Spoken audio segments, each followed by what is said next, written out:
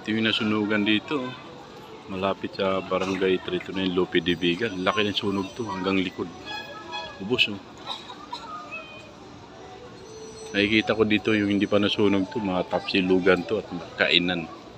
Oh, karamihan dito kainan to eh. Pero ngayon na ano, nangyari puro tint na oh. Ayan oh, makikita natin oh, puro tint. O yung nais tumulong dyan.